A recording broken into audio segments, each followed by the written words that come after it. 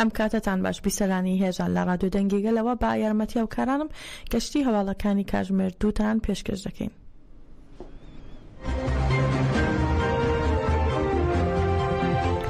شاندی مراڵی دەم پارتی سەبارەت بە دیدارەکان لەگەڵ ڕێبەرۆجەلان لە ڕاگەیاندراوێکدا ئاماژەیان بۆ کردکە لە دیدارەکەدا ڕێبەرۆجەلان وتوێتی کۆمەڵگەی دیموکراتیک ئاشتی و ئینتگراسیۆن سێچەمکی بنەڕەتی پرۆسەکەن.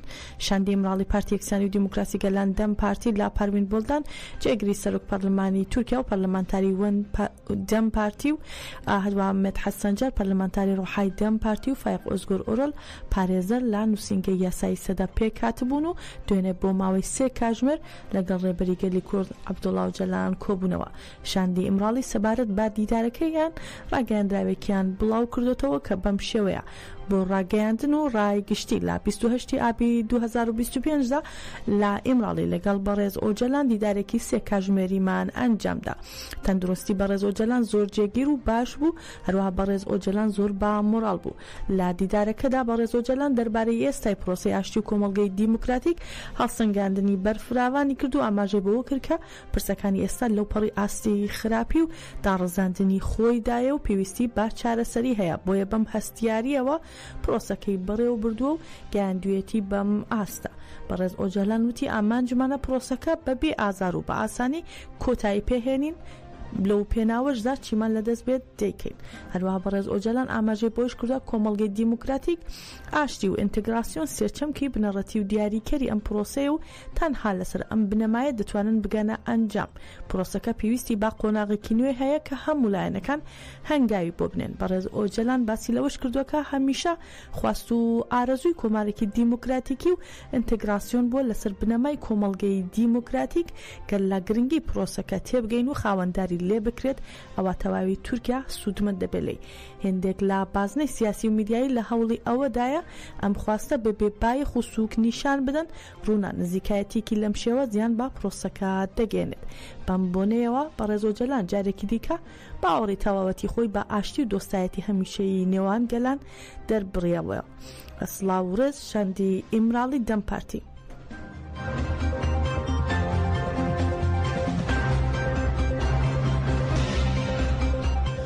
لە دژی گۆشەگیری و بامەبەستی ئازادی جەستەی ڕێبەری گەلی کورد عەبدوڵڵا ئۆجەلان لە هەر یەکە لە شارەکانی دەرباسیە، تەلتەمەر و زەرگانی کانتۆنی جەزیرە بە بەشداری سەدان کەس ڕێپێوانێکی جەماوەری ئەنجامدرا. ڕێپێوانەکە بە بەشداری ئەندامانی ڕێکخراوەکان و گەنجان و ژنان و هێزەکانی ئاسایشی ناوخۆ بەڕێوە چوو.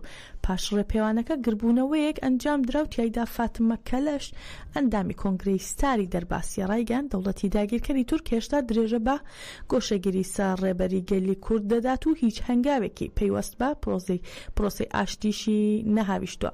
فاتیمە هەروە ئاماژەی بۆش کرد کە تا بەدی هاتنی ئازادی جەستەی ڕێبەر ئۆجەلان تێکۆشانمان بەردەوام دەبێت و لە گۆڕەپانەکان دەمێنینەوە.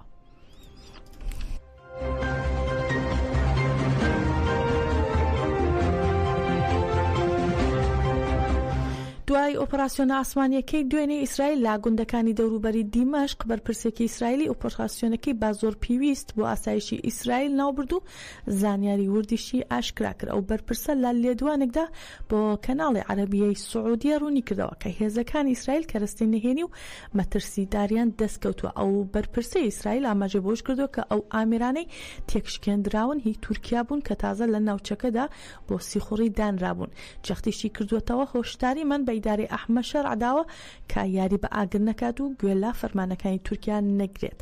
هەروەها پێیوا بوو تورکیا هەوڵ دەدات زیاد لە پێویست لە ئیسرائیل نزیک بێتەوە و ئاماژەی بۆش کرد کە تەلەبیب بە حکوومەتی دیمەشقی ڕاگەاندووە دان بە خۆداگرتنمان تاقی نەکاتەوە. با گوێرەی زانیاری میدیا عەرەبیەکان لە ماوەی 2 ڕۆژی ڕابردوودا فڕۆکەکانی ئیسرائیل هێرشی ئاسمانیان بۆ سەرچەند پێگەیەکی سەربازی سوپای سووریا لە گوندەکانی دەوروبەری دیمەشق ئەنجامداوە بەهۆیەوە 8 سەربازی وەزارەتی بەرگری سووریا کوژراون و چەندین پێگەی سەربازیش خاپوور کراون.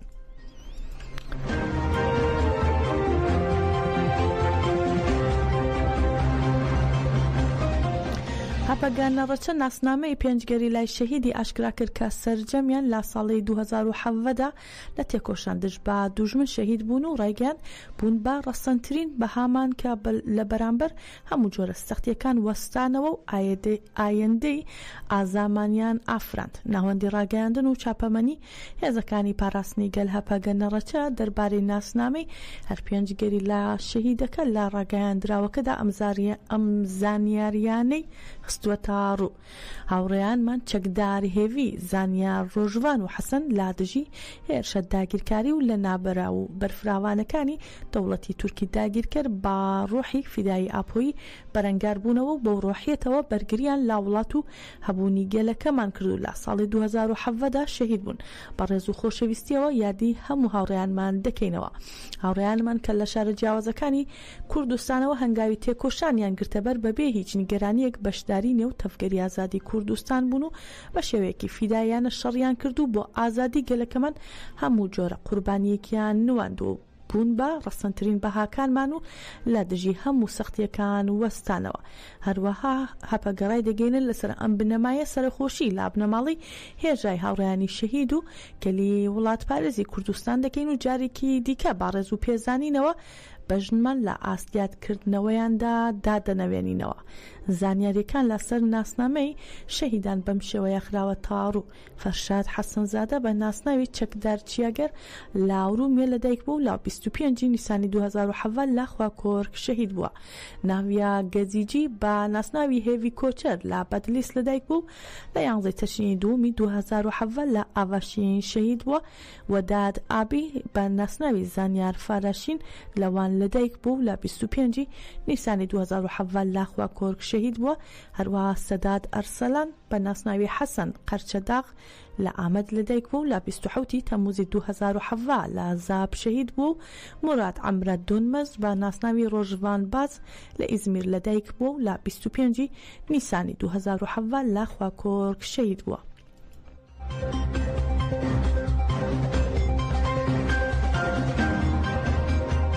نژاد پەرستانی تورک لە ناوچەی بۆری نیگدەی تورکیا هێرشیان کردە سەر چەند کرێکارێکی کورد.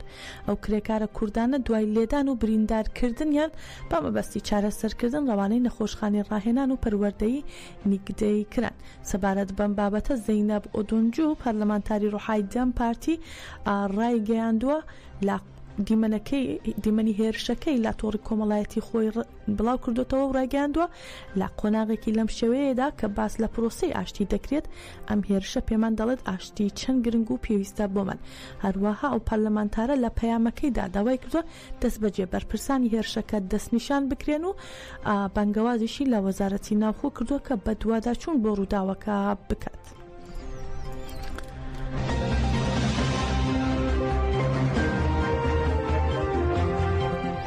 لە گۆڕستانی باوە شاسوار لە شارۆچکەی کفری سەربایداری گەرمیان مەراسمی سێیەمین ساڵ یادی شەهید مامۆستا شەماڵ سوهەیل خورشید بەڕێوەچوو. وتاری کۆمیتەی ئامادەکاری مەراسیمەکە لەلایەن دڵنیە مەحموود خوێندرایەوە و تیایدا ئاماژەی بەوە کرد کە بەرنامەی ئەوەیان هەیە مەراسمی ساڵانە یادکردنەوەی تیرۆرکردنی شەهیدی قەڵەمی کوردستان دەخەنە چوارچێوەیەکی زانستی نەتەوەی کۆمەڵایەتی ئاستبەردەوە و ساڵانە درێژەی پێدەدەن.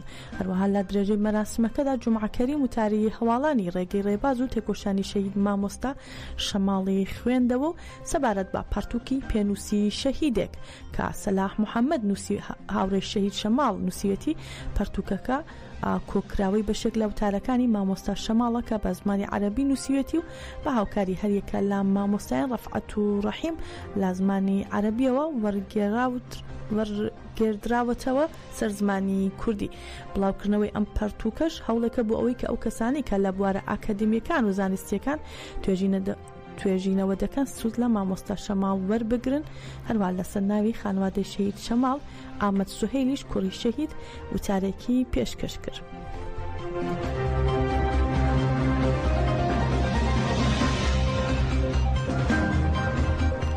لە چوارچێوەی پێشهاتەکانی ئەم دواییەی پەیوەست بە چالاکردنی مەکانیزمی چارەسەرکردنی ناکۆکیەکان لەلایەن سێ وڵاتی ئەوروپاوە لەژێر ڕێکەوتنی ئەتۆمی و بڕیارنامەی 22 سیویەک ئەنجومەن یاسایشی ڕێکخراوی نەتەوە یەکگرتوەکان وەزیری دەرەوەی ئێران ڕێگەیان هەڕەشەی ئەوروپا بۆ کاراکردنی سزاکان دانوستانەکان ئاڵۆزتر دەکات بۆیە ئێمەش ڕێوشوێنی پێویست دەگرینە بەر.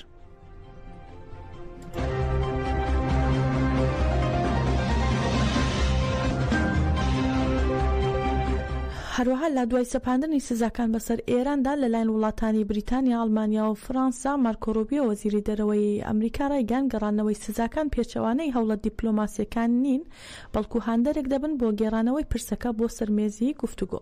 هەروەها ڕۆبیۆ داواشی لە بەرپرسانی ئێران کرد دەبێت دڵنیاییان بکەنەوە کە هەرگیز کار بۆ بەدەستهێنانی چەکی ئەتۆمی ناکەن و ڕێگەی ئاشتی دەگرنە بەر.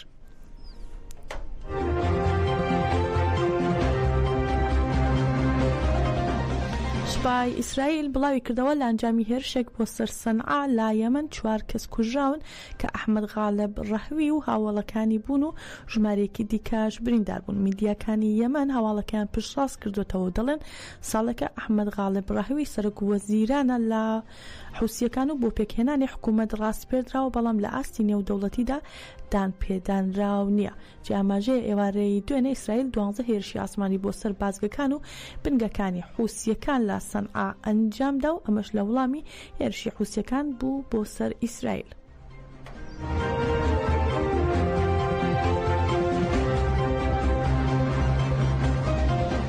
وەزارەتی دەرەوەی رووسیا لەبارەی دووبارە سەپاندنەوەی سزا بەسەر ئێران دەڕایگەیاند بڕیاری دووبارە سەپاندنەوەی سزاکان بەسەر ئێران لە لایەن فەڕەنسا، ئەڵمانیا و بریتانیا سەرکۆنە دەکەین و داوا لە کۆمەڵگەی نێودەوڵەتی دەکەین ئەو بڕیارە ڕەت بکاتەوە. ئەمە لە کاتێکدایە گرژیوالۆزەکان لە دوای ڕاگەاندنی چالاکی مەکانیزمی سناپباک لەسەر ئێران لەلایەن سێ وڵاتی ئەوروپی هاتوو، باوتەی چاودێرانیش ئەمە مانگەکانی داهاتوو دەکاتە قۆناغێکی چارە نووساز بۆ ڕێککەوتنی ئەتۆمی و دیپلۆماسی ناوچەی و نێودەوڵەتی سەبارەت بە پرسی ئێران.